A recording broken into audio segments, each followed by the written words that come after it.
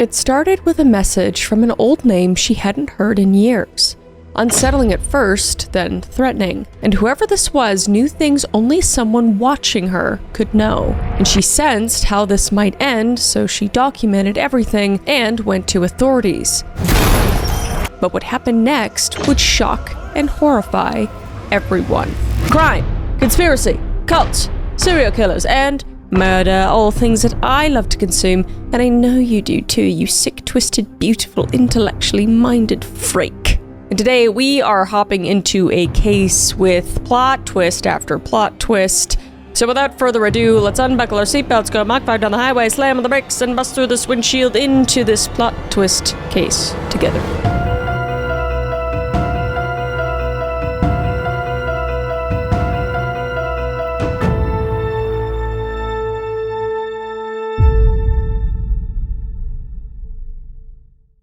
Before we get into the video, let's talk about rent for a second, alright? Because if you're a renter like so many of us are or have been, you know that writing that check every month is painful because it is probably your biggest expense and normally you get absolutely nothing back for it. And that's where Bilt comes in. So for those of you who don't know, Bilt is the loyalty program for renters that actually rewards you for paying your rent. And every payment earns you points, and those points can be redeemed toward flights, hotels, Lyft rides, Amazon.com purchases, fitness classes at places like SoulCycle and Barry's, and so much more. And you can even put points towards your next rent payment or a down payment on a future home. And here's something that's awesome, because starting in February, Bilt members can earn points on mortgage payments for the first time. So whether you rent or own, you're getting rewarded wherever you live. And plus, you get access to exclusive benefits at more than 45,000 neighborhood spots, like restaurants, fitness studios, pharmacies, you name it. And personally, I'm stacking those points towards travel because my family lives very far away. But bottom line, paying rent and paying your mortgage is just better with Bilt. So join the loyalty program for renters at joinbilt.com/CCCM.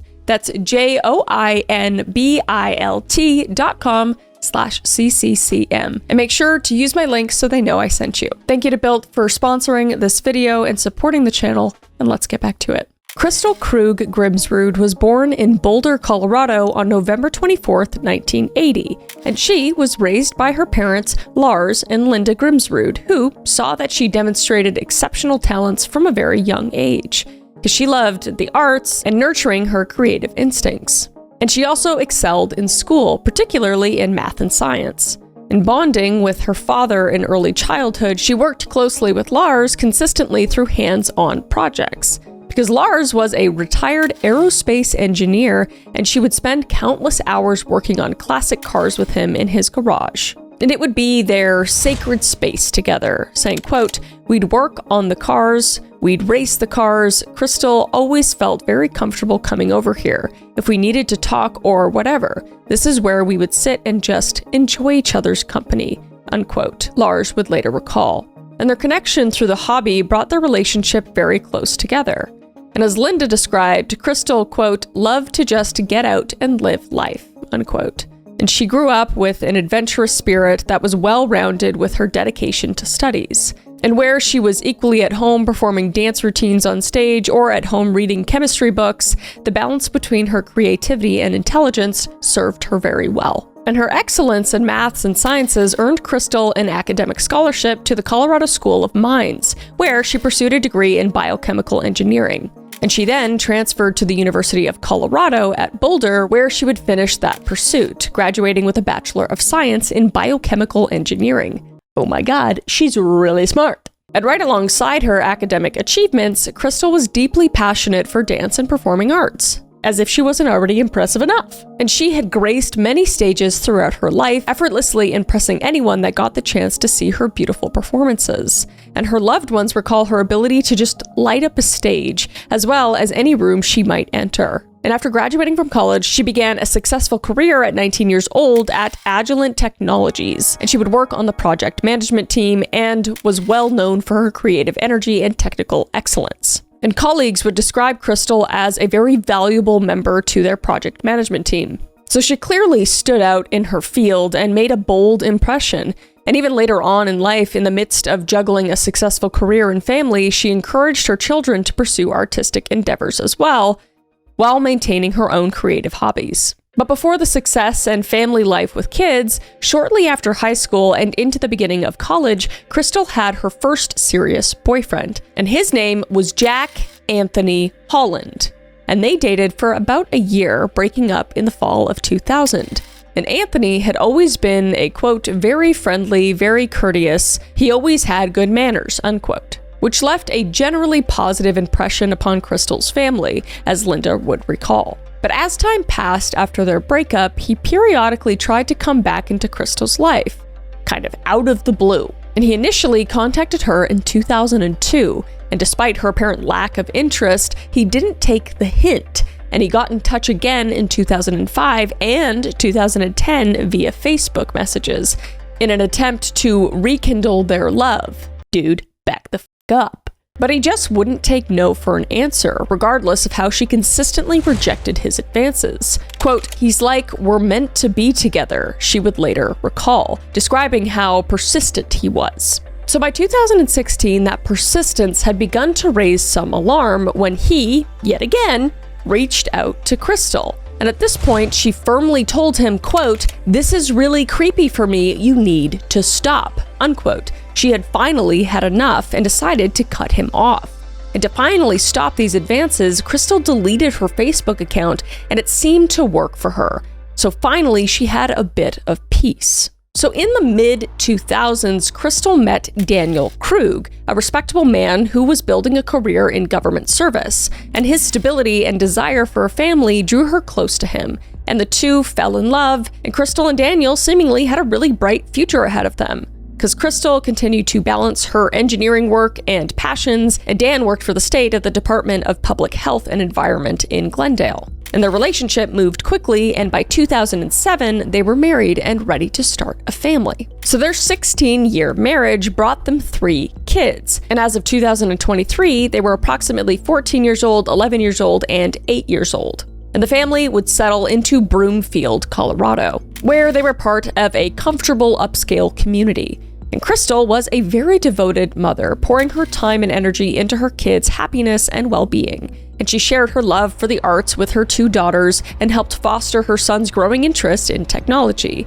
And both her and Daniel worked hard at their jobs and the family. So outwardly and inwardly, they had built a loving home and life together, with secure careers and well-adjusted kids. But after a while, Kristil and Daniel started to struggle a bit. And their marriage had begun to kind of fall apart, and Daniel admitted that they were no longer sleeping in the same bedroom and had said he wanted to file divorce. And Kristil would confide in her family that she was kind of feeling the same way. So she had started looking into divorce attorneys and intended to seek full custody of the kids when she did. But despite their marital troubles, the two maintained appearances publicly and for the children, which was necessary for the situation they would find themselves caught up in. So on October 2nd, 2023, Kristil received a strange text from Anthony on an unfamiliar number, Anthony being her old boyfriend that was super clingy and crazy. And he said he'd be visiting the Boulder area and boldly asked if Kristil wanted to hook up. And she was startled because it had been years since she had heard from him, and with her Facebook account no longer active, she thought she had put this chapter of her life behind her. And still having no desire to reconnect, Kristil ignored the message. And the next day, she was hit with several more new messages, but their tone quickly escalated, reaching a hostile and vulgar level. So sensing that she was ignoring him, Anthony said, quote, "You should kill yourself, don't waste my time," unquote. Oh my God. So this shift in seriousness greatly concerned Kristil.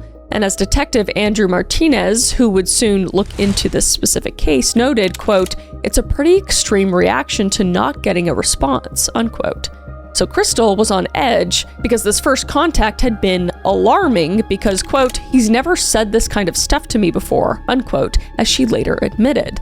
And it felt as if she was suddenly targeted out of nowhere, and she now had a stalker. But the nightmare was only beginning. So as weeks passed, the harassment only grew more intense. And what started as an unwanted reconnection attempt had become a full-blown stalking campaign. And Kristil began to receive what felt like an unending wave of concerning messages and emails, just steadily becoming more and more menacing by the day. And notably, the emails were coming from the address ahollandkicks@gmail.com. And this led to them jokingly calling Anthony Kickman in an attempt to lighten the rather heavy situation. But still, threats became more pointed, and not just towards her, but now also towards Daniel. And one email warned, quote, "I'll get rid of him and then we can be together," unquote. And another taunted, quote, "You don't want him, I know you want me," unquote. And fears were heightened by Kickman's somehow intimate knowledge of their lives. As one message read, quote, "Saw you at dentist, see you soon." Oh my God, it's so creepy. And Kristil had actually just been to a dentist appointment, confirming that he had been watching her. And in another instance, the stalker commented on the expired registration stickers on her license plate, further suggesting he was watching the vehicle. And disturbing photographs were soon sent showing Daniel getting out of his car at work. So this just cemented that the stalker was fixated on both of them.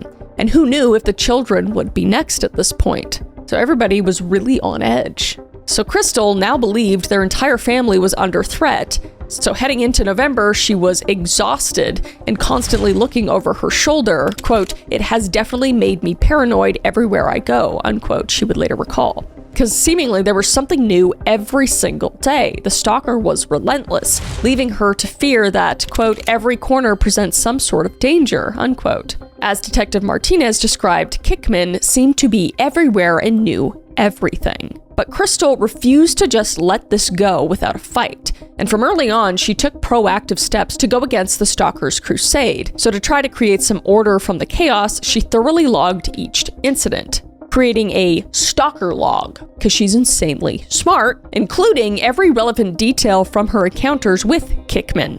And after she received the photo of Daniel at work and a subsequent conversation with her father, Kristil went to the police on November 7th to share her findings. And she met with Detective Martinez, who was assigned to her case and recalled that she, quote, "just kind of took over," unquote, the interview room, laying out everything that had happened so far. So Detective Martinez was very impressed by her record keeping.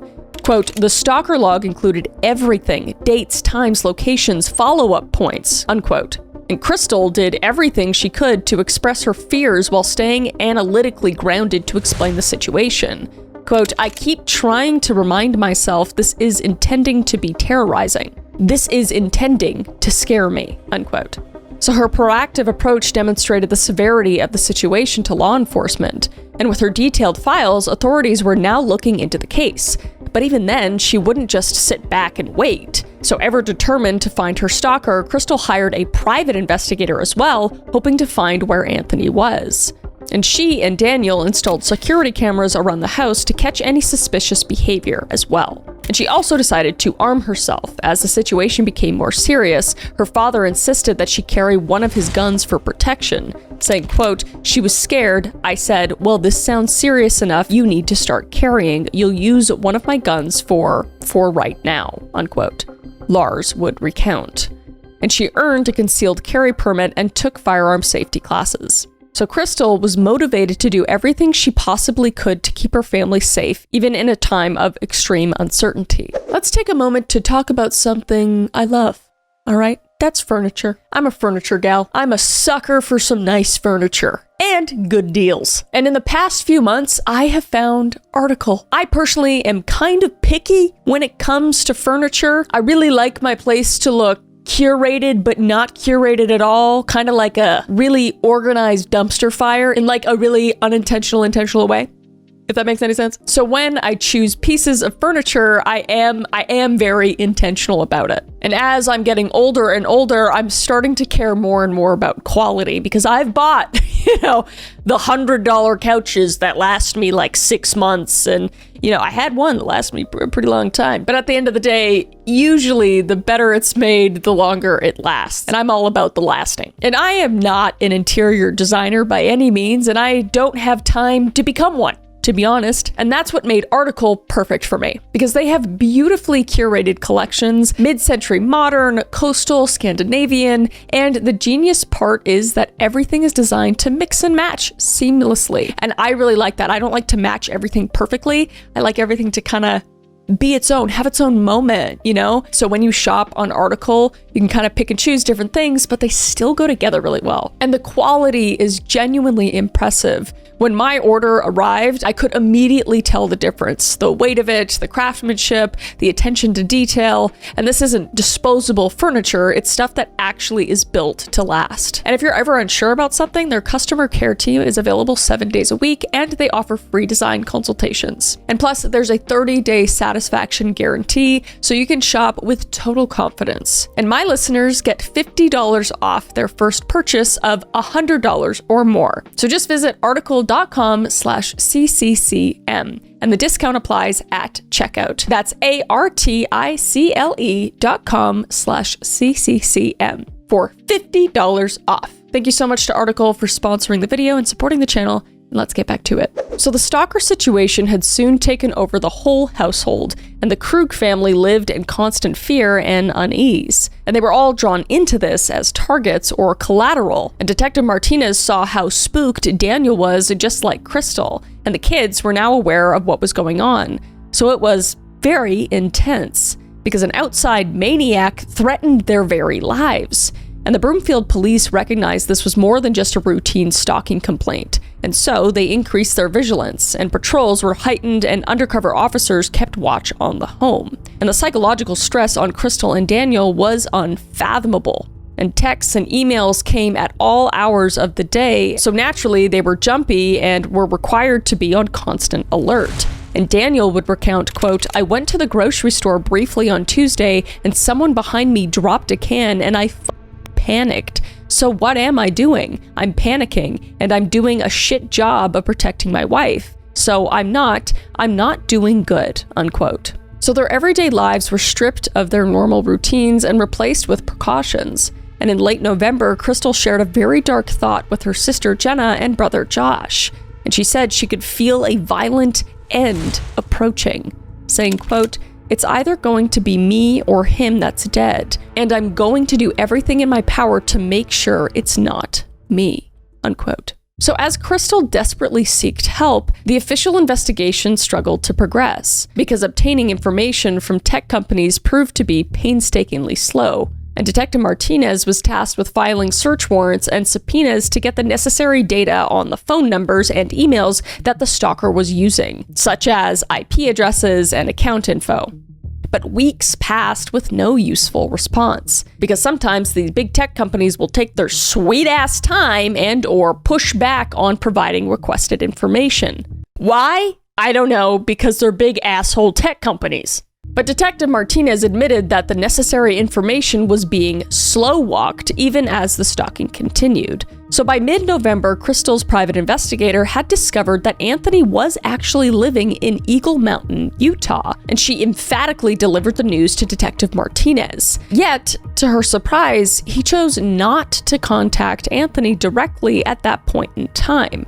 And he explained that ideally he wanted to have enough digital evidence and an arrest warrant in hand before confronting him. Because from his perspective, if they went to Anthony without the necessary proof, it could make the situation worse or cause him to flee. Saying, quote, "I explained to Kristil that we wanted to gather as much evidence as possible and ideally obtain an arrest warrant, so when law enforcement does go to Anthony's door, we can take him into custody and not have to walk away," unquote.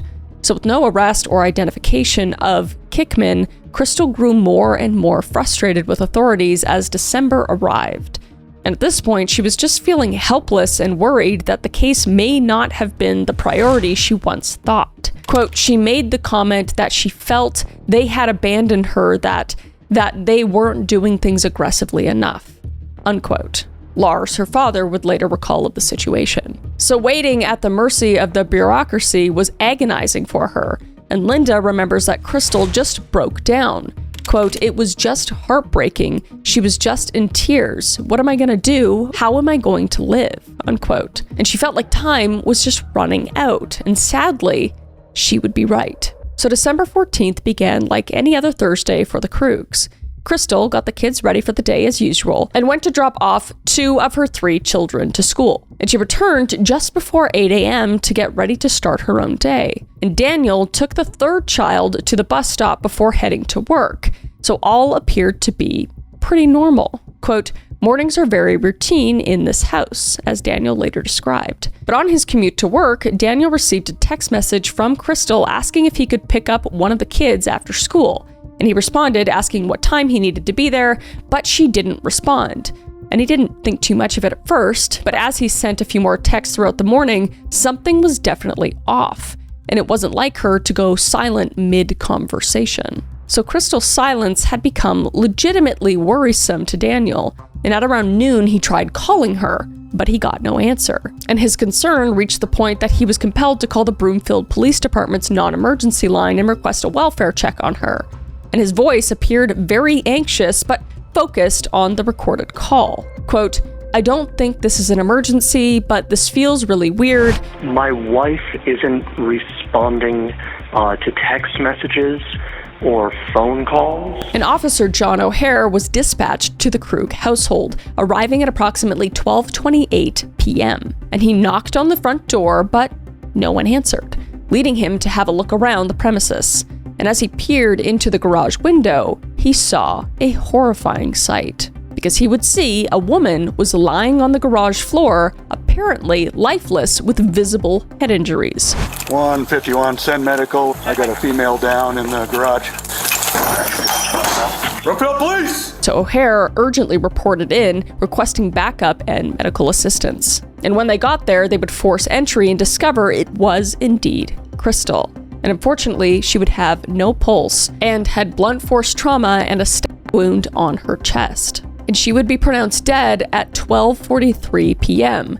And police taped off the house because it was now a crime scene. So upon hearing the news that something was wrong at the home, Daniel left work and raced back to get there. And when he arrived, police informed him that his wife had been found dead. And he would collapse in utter pain, crying uncontrollably in the driveway as responders held him back from the scene. And victim advocate Heather Aites described, "It's a weird feeling standing there when somebody's being told, 'I'm sorry, but your loved one has died.'" So she guided him to the patrol car and comforted him by rubbing his back. And through his tears, Daniel's first clear concern was for his kids. In the car, he was pretty focused on the kids. He was very adamant about wanting to be the one to tell his children. So amidst the chaos and confusion, he insisted that he had to be the one to tell the kids what had happened. And authorities took Daniel down to the station, both for his own comfort and also to gather whatever information that could help to catch the killer. Quote, "This man has been going through a stalking case with his wife, and now she is gone," unquote. And it appeared that Kickman had finally made good on his threats and took Kristil out once and for all. And once Daniel had calmed down, they spoke to him for his statement. And he described the routine morning. They got the kids to school and she seemed fine when he left for work. And he told of the text message she sent him and how odd it was that she never responded, and eventually that led to the welfare check call. And though distraught, he cooperated in every way he could, answering questions and providing ideas as to what may have happened. And he said that Kristil was a fighter and she had to have struggled with the intruder. He just simply seemed to be trying to pick up the pieces that remained from this awful outcome. So with Kristil deceased and the known history of a stalking ex, authorities immediately focused on locating Anthony. And Detective Martinez later admitted, quote, "My initial assumption was that Anthony Holland had gone to her home and murdered her," unquote. And Broomfield police contacted authorities in Utah to find and bring Anthony in for questioning. And that afternoon, Eagle Mountain Police showed up at his doorstep, and he was at home watching TV when he heard several bangs on his front door. And he opened it to find 8 officers standing before him, and they immediately treated him as a suspect, asking him, "Have you ever heard of the name Kristil Krug?" And he admitted that That was my very first girlfriend ever. And the officers didn't reveal why they were there, but Anthony thought they were going to arrest him. Quote, "I honestly thought I was going to jail for something," unquote. But he would say that he didn't even know for what. So they continued asking where he had been that day and if he could prove his whereabouts. And fortunately for him, he had an alibi. And only a few hours earlier, he had been shopping at a Kohl's near his home. And he had a receipt showing a timestamp of 12:16 p.m. on December 14th for a green sweatshirt. What'd you buy? The sweatshirt, this one right here. The purchase was made at 12:16 p.m. And with Kristil's murder taking place around 8 a.m. that morning, there was no way that Anthony could have killed her and made the 8-hour return trip back to Utah by noon. And he went even further to provide employment records verifying that he had still been clocking in for work during the alleged stalking timeframe. And after police cross-checked the claims, they told him he was free to go and wished him a better day. And though great news for Anthony, it left several unanswered questions for the situation back in Broomfield. It was back to square one now. So now that their prime suspect, for months including the stalker, had been eliminated, Broomfield authorities had to pivot quickly. And investigators wasted no time gathering any forensic and digital evidence that they could. And while examining the house, they discovered that several of the home cameras had been turned off. And one had been covered with blue masking tape, which led them to check in with the neighbors in hopes that nearby cameras may have caught something. And since this case had turned into a homicide, Detective Randy Pillock, a digital forensic examiner, was able to fast-track the requests previously made by Detective Martinez to tech companies for information on the accounts in question. And despite being so slow before, they were magically able to provide all of the desired information within an hour. Starting to think this could have saved her life if they were quicker before, but who's to say? But the first big break was with the email records. And the IP logs showed that 2 of the email accounts used to harass Kristil were sent from the same IP address. And that address being the Colorado Department of Public Health and Environment. Both came back to the same IP address. That IP address was the Colorado Department of Public Health and Environment. None other than Daniel's workplace, her husband's workplace. And one of the email accounts had even been created on a secure network at the department. So this discovery hit the investigative team hard. And unexpectedly, they were now faced with the possibility that Kristil's stalker may already be sitting right in front of them. So detectives confronted Daniel in the interrogation room where he had been sitting for a bit now. Who do you think killed her? And still clinging to his original theory, he replied, I think it's Kikman. I think it's Anthony. And when they told him that Anthony had an airtight alibi and could not have been the killer or person sending the messages, he was stunned. And I have nothing. And I'm terrified to bring my children home. What are you terrified of? If it wasn't him, who was it? Because if it wasn't Anthony and the real killer was still out there, then he still feared for the lives of his remaining family. And at this point, detectives observed that Daniel's body language dramatically changed. Because he went from his former slouched over depressive posture to... Took a defensive posture. He sat back in the couch a little bit. He crossed his arms. Kind of like, I have nothing to explain. And in a moment, he had transformed from sorrowful to on guard. And Detective Jennifer King Sullivan noted that as soon as suspicion seemed to creep towards him, he became careful and unemotional. And she imagined Dan's head spinning, thinking about what else are they gonna find? Because did Daniel know more than he was letting on? And Detective King Sullivan asked, if you were watching these facts unfold in front of you in a movie, what would you say happened? There has to be someone else. And his evasive answer did little to convince them, but they still needed more, and they'd have to let him go until they could get it. So as the digital evidence was poured over, more and more incriminating details were discovered. And financial records would show that several burner phones had been purchased with a Visa card, and that card was traced and registered under Daniel Krug. And furthermore, the location data from one of those disposable phones showed that it had been present in the same locations, directly alongside Daniel's personal cell phone multiple times. Guy's a fucking idiot. Thank God, though. And the forensic tech team also examined the stalker photo of Daniel in his work parking lot that was sent to Kristil. And after a much closer look, it was determined that the photo had actually been taken by a phone that was in selfie mode using a timer. Guy was taking selfies of himself in a parking lot. Oh my God. And the phone had just been propped up on the back of his car next to his. And Daniel had taken it himself to make it seem like someone was watching him, which is kind of insane in and of itself, looking at the photo itself, because in hindsight it seems so obvious, but I digress. And after digging into the home security logs, they discovered that Kristil's phone had been used to disable the system at 8:15 a.m. And the team at the house determined that the blue masking tape used to cover the Ring doorbell camera had originated from the Krug's kitchen. Guy couldn't even buy masking tape, I guess. And next, they discovered that the suspicious text messages sent from Kristil's phone that morning had actually been scheduled ahead of time. I swear those guys are so stupid. And Kristil's phone data showed that messages had been drafted and sent on a delay timer to send later in the morning. And Pilak explained, quote, "We believe Kristil was already deceased by the time that they were sent."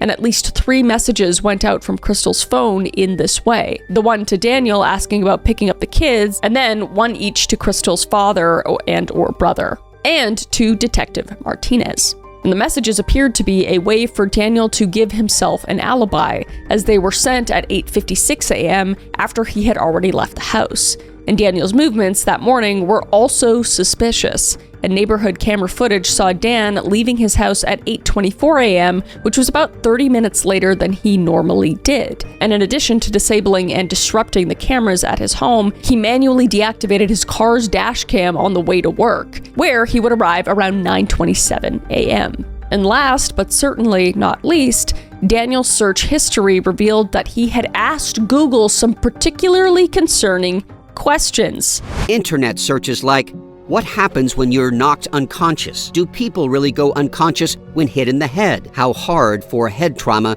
to go unconscious? And quote, how do I kill my wife and get away with it? Unquote. Just kidding. That last one was me, but might as well be, you know?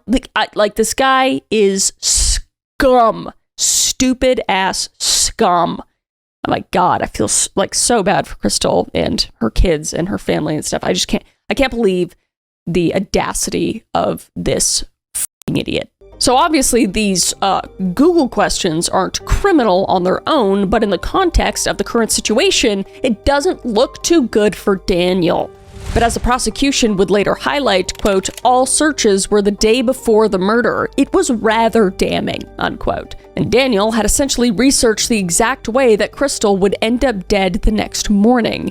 And the fact that these questions were searched the night before demonstrated proof of premeditation, aka first-degree murder. Let's take a brief moment to talk about something that means a lot to me, and that is sleep. And how I had no idea my pillowcase was sabotaging that. Because there's plenty of times where I've woken up sweaty with my hair frizzy and sleek creases in my face and my skin just looking tired. But when I switched to Blissy, I noticed the difference immediately. For those of you who don't know, Blissy is a pillowcase made from 100% pure mulberry silk. We're talking the highest quality 22 Mulm 6A grade silk. And it's not just fancy for the sake of being fancy. Silk is naturally cooling, breathable, and hypoallergenic, which means it's way gentler on your skin and hair than cotton or even satin. Because within days, my hair was smoother, less frizzy, and my blowouts and my curls actually lasted. And that's saying a lot from a girl with very fine pin straight hair naturally. And also, I have very temperamental skin, and I have found that I've had fewer breakouts since using the Blissy pillowcases. So it's dermatologist tested and recommended for a reason. And I also love that it's fully machine washable because I'm not about to hand wash anything ever. And they have over 100 colors now, so there's a pillowcase for everyone. And there is a reason Blissy has sold over 3 million pillowcases and has been featured in Vogue, Oprah Daily, and Good Morning America. It's because it works. And because you're a listener, Blissy is offering 60 nights risk-free plus an additional 30% off when you shop at blissy.com/CCCM. That's BLISSY.com/CCCM. And use code CCCM to get an additional 30% off. Your skin and hair will thank you. It is the only pillowcase that is allowed in my house now. But thank you so much to Blissy for sponsoring this video and supporting the channel. And let's get back to it. So just 2 days after Kristil's murder on December 16th, Broomfield detectives felt that they had enough evidence to move against Daniel. and they quietly acquired a warrant for his arrest, charging him with the murder and related stalking of his wife, Kristil. But given the rather elaborate means of deception that he had pulled off up to this point, authorities were cautious to keep him from fleeing or harming himself once he realized that they truly knew it was him. So that day, a team of officers surveilled Daniel's movements with around 8 unmarked cars. And eventually, he went to a local grocery store where the team followed his vehicle into the parking lot. And they felt that this was their shot, saying, quote, "We wait for him to park, we quickly converge on his car," unquote, Detective King Sullivan would later recount. So officers with guns drawn ordered Daniel to step out of his car, and he was completely caught by surprise. And they would pull him out and handcuff him on the spot, placing him under arrest for the murder of Kristil. And bystanders would watch in shock as this seemingly ordinary man was dragged away by police. But Detective Martinez confronts Daniel with a final question. Do you want me to tell your kids that you killed their mother, or do you want somebody else to? Listen.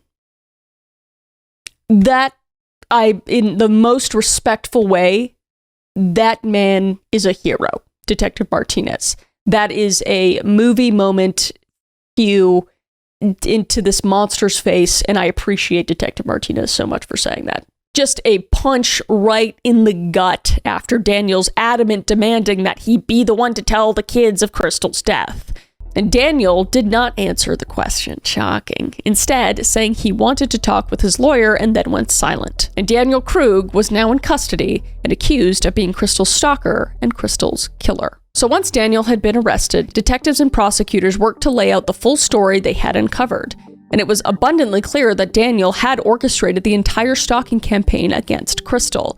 And he secretly posed as Anthony Holland starting in early October of 2003, sending those texts and emails through burner phones and fake accounts. And every threat from Kickman had come from the man living in Kristil's own house, and likely even taunting her from the same room at times. But why? What possessed him to do something so awful to the people he cared about? And investigators believe his motive was born from desperation and a desire to control the situation slowly slipping from his hands. Because Kristil wanted a divorce, and Daniel couldn't live with that, so he created a plan to terrorize her into staying with him, and he had hoped that pretending to be a menacing ex that Kristil would fear for her life and need to lean on him for support and protection, thus reconsidering her desire to leave him. Just a pathetic attempt. And as the prosecution later put it, Daniel decided to play puppet master to win her back. And it was an insanely elaborate way to gaslight and control Kristil. And for weeks, the plan played out, but not the way that Daniel had hoped. And instead of leaning on him, Kristil remained guarded and even suspicious at one point, saying to Daniel, quote, "I can't rule you out as the stalker," unquote. So this, added on with authorities closing in on the truth of the stalker's identity, made Daniel realize his time was almost up. And once he had become convinced that Kristil was truly going to leave him, and further, that he feared he could be exposed as the stalker, he chose to end her life instead.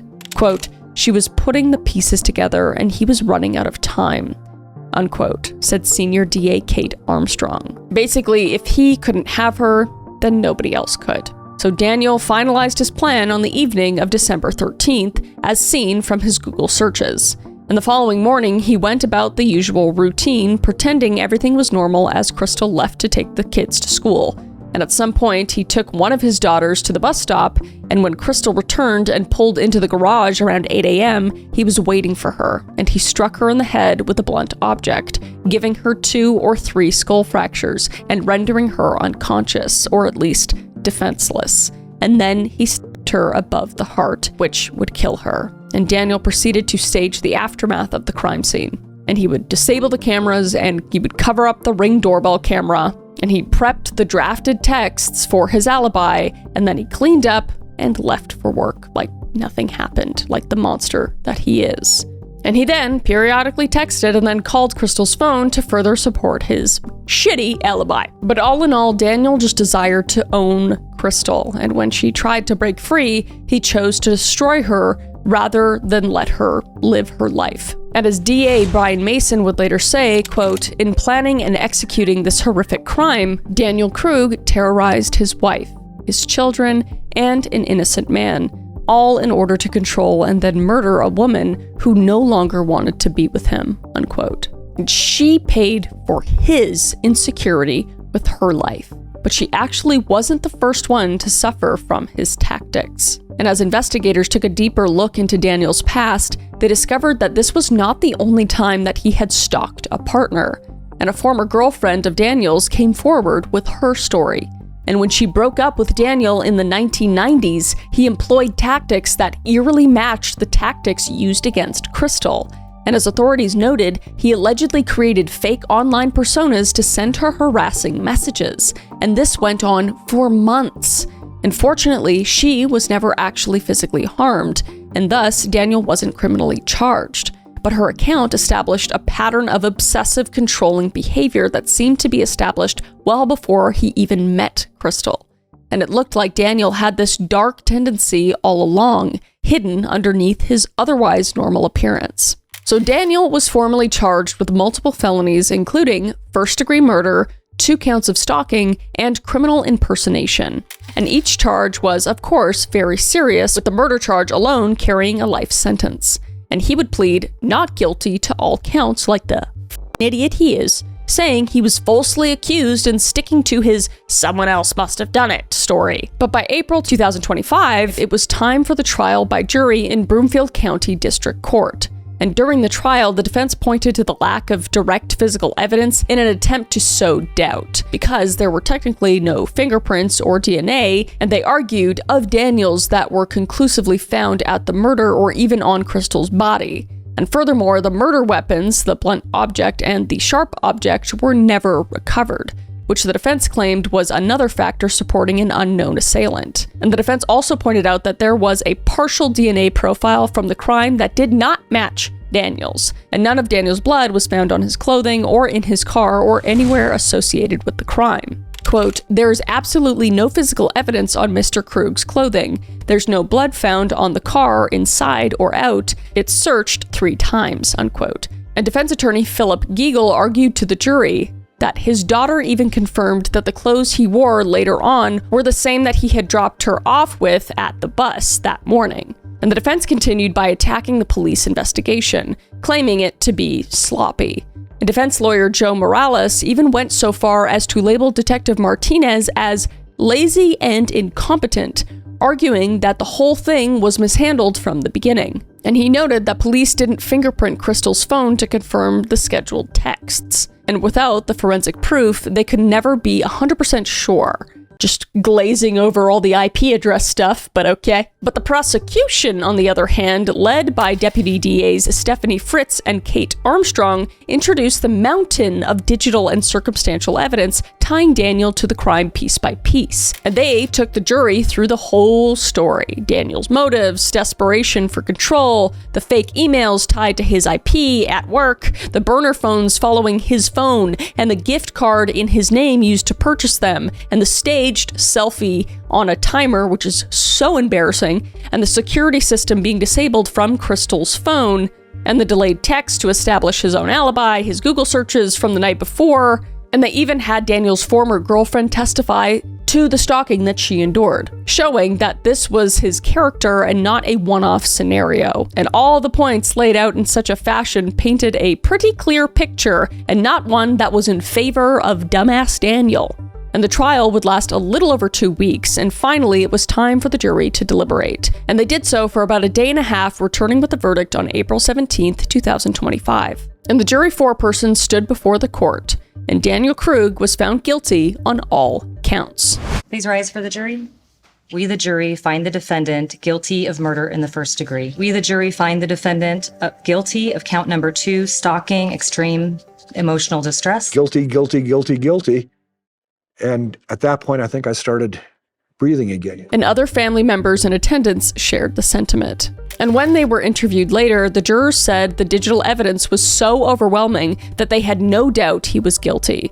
And Broomfield Chief of Police, Ania Hempelman, praised the investigative team and expressed gratitude to the jury, saying, quote, "I am extremely pleased with the verdict and proud of everyone who came together to make this trial a success. Jurors agreed the evidence and testimony against Daniel Krug was both conclusive and damning. While While we know it won't bring Kristil back to her family and friends, we hope it closes a painful chapter in their lives, unquote. And though it, indeed, would not bring Kristil back, her mother, Linda, spoke of how at least life can go on now, saying, quote, "Every day is a difficult day.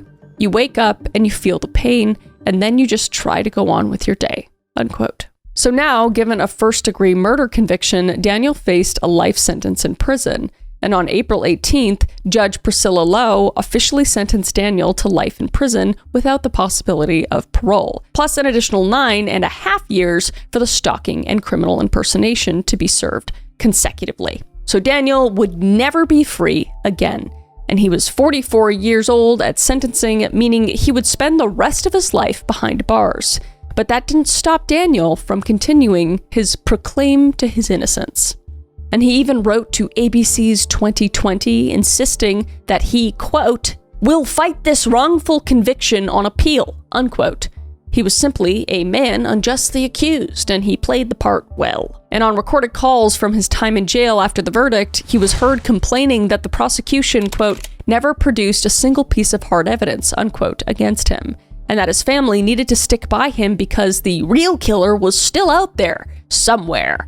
And he would plead for sympathy, sounding depressed more often than not, desperate for anyone to side with him as he suffered. And eventually, Daniel's brother Jeremy confronted him on one of the calls, saying, quote, "Support is dwindling. You know, Mom and Dad won't believe you very much. I want to believe you very much. There's a lot that's come out. And as imaginative as I can be with finding explanations and ways to theorize how that, you know, this or that could have been the reality, some of it beyond even my creativity," unquote. So his own family was unable to reconcile what he did when faced with the evidence. I think that says enough. And in the end, Daniel had resorted back to the pattern of lying to his loved ones just as he had lied to everyone else. And Daniel remains imprisoned at the Sterling Correctional Facility in Colorado. Thank God. And in the wake of Kristil's death, a number of glaring failures were exposed in the system, especially the delay in response from tech companies when they received the stalking warrants. And her family, spearheaded by her cousin, Becky Ivanoff, decided to channel their grief into pushing for change. And Becky is a former domestic violence prosecutor and has teamed up with Oregon Representative Kevin Mannix to propose Kristil's Law. And the law aims to protect victims of stalking and domestic violence by speeding up the process in which tech and communication companies work with law enforcement during such cases. And it would force these tech and communication companies to provide requested info from search warrants related to stalking or domestic violence cases within 48 hours. Because in these sorts of cases, time is critical, as any delay could cost a life, as in Kristil's case. And Becky has been extremely vocal about this issue, firmly believing that Kristil's murder would have been prevented had the information been provided sooner, saying, quote, "I absolutely believe that Kristil would be alive today because law enforcement would have had the information necessary to arrest her true perpetrator, and she could have made a safety plan for herself to ensure that she was protected," unquote. And this is further supported by the fact that some information from the warrants was not returned until after her death, despite being requested weeks before the murder occurred. And somehow, the process that had taken a significant amount of time miraculously was expedited within the hour once the situation had escalated to murder. So this should have been done much, much, much sooner. And Rep. Mannix, alongside Becky, had announced that he is formally introducing Kristil's Law in the Oregon State Legislature this month, which is January 2026. And in addition to compelling companies to act within the 48-hour window, they will also receive civil protection in those circumstances in an effort to remove any reason that those companies would delay in providing the requested information. And they hope that Oregon will be the first to implement the law, setting the precedent for other states to follow or even reaching the federal level. And Becky says, quote, "Kristil did everything right. The system operated as it's currently designed, and she still got killed," unquote. So this legislation is a way to remember and honor Kristil and works to ensure that a situation like this never happens again to anyone else. And I think the work they're doing is absolutely amazing and absolutely honors Kristil. But one of the most devastating parts of the story is that 3 children were left without parents. Their mother being killed by their father, and their father now being in jail for life, and their mother being deceased, Daniel took everything away from them. And after Daniel's arrest, they were taken in by a relative and are being raised by family members who love them. And members of the community have also rallied together in their support, and a local couple even contacted Kristil's relatives to ask if they could raise money to renovate their bedrooms, as they currently were staying in offices and gym spaces. And they got approval, and the kids were ecstatic, so they started a GoFundMe to build each kid's dream bedroom. And another GoFundMe was also started for the kids as a way to help their daily lives, and has since raised over $60,000. And all the proceeds from this video will be going to that fundraiser, and I will also link it down below if you can at all afford to give anything away to this family to help support those children. But these endeavors aim to give the kids some comfort and a fresh start. And their grandfather, Lars, has found solace in the loss of his daughters through sharing his passion for cars, as he once did with Kristil. And he brings the kids into his garage workshop, teaching them to work on those classics, just as she did when she was young. Saying, quote, "They run that same electric screwdriver and can tear a carburetor apart," unquote, Lars would say, reflecting on just how much Kristil would have loved to see it. And they honor her memory that way. So that is that for the Kristil Krug case. My heart, as always goes out to the family. Again, if you want to donate to the GoFundMe, I'll link that down below. The proceeds from this video will be going to that GoFundMe 100%. I will also be donating on top of that. And yeah, just stay safe out there. I appreciate you guys, and I will see you in the next one. All right.